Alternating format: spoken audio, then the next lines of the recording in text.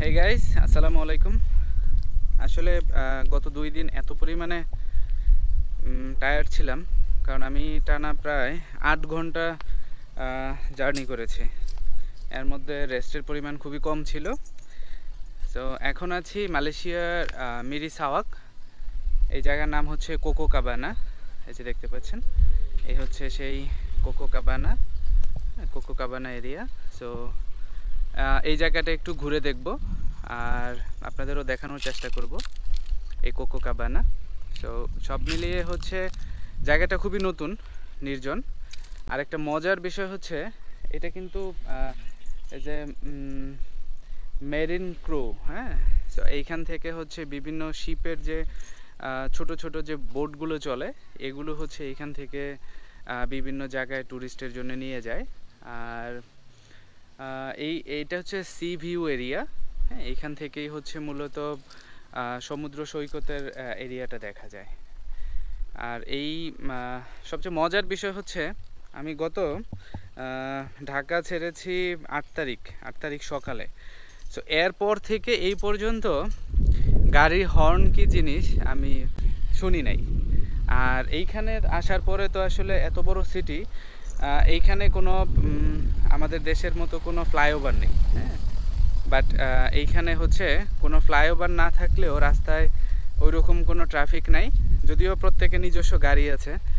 আর এই জায়গায় হচ্ছে মালয়েশিয়ান আর চায়নারা একসাথে মিলিতভাবে বসবাস করে, চায়না মালয়েশিয়া।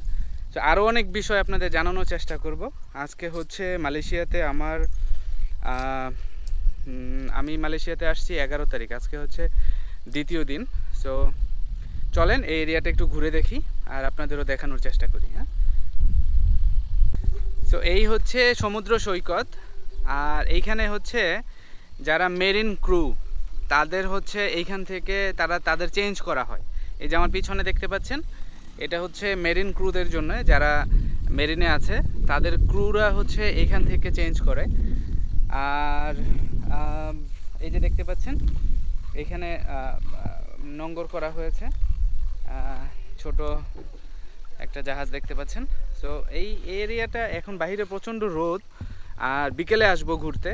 এই রোদের মধ্যে আসলে তেমন কিছু ঘোরাঘুরি করা যাচ্ছে না, দেখাও যাচ্ছে না। তো বিকেলে এরিয়াটা ঘুরে দেখব।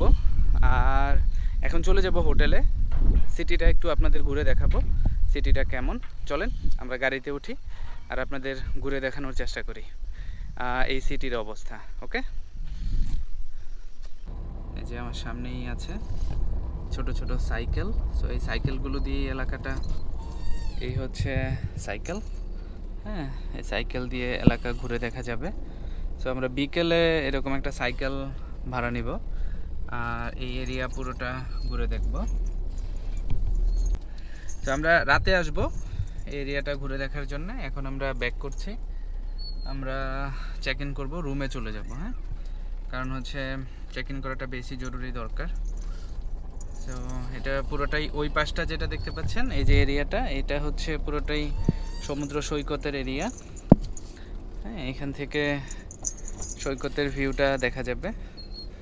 বাট এখন প্রচুর পরিমাণে রোদ বাহিরে, যার কারণে আসলে এখন আর এইদিকে যাচ্ছি না। আর এত পরিমাণে গরম যে বাহিরে কেউ নেই, আমি একমাত্র ব্যক্তি যে ট্যুরিস্ট হিসাবে এরিয়া ঘুরছি, আর সবাই রুমের মধ্যে অবস্থান করতেছে। সো আমরাও চলে যাব রুমে, আমি চলে যাব এখন রুমের মধ্যে। আর দেন হচ্ছে রুম থেকে এসে এরিয়াটা ঘুরে দেখব। তো আপনারাও চলুন রুমে যাই, রুমের ভিউটা একটু দেখাই আপনাদের। আর আশা করি ভালো লাগবে। এই শহর clean, neat and clean, and also সবচেয়ে মজার বিষয় হচ্ছে কোনো দূষণ নাই, শব্দ দূষণ নাই, পরিবেশ দূষণও নাই, কোনোটাই নাই। সো সাথেই থাকুন।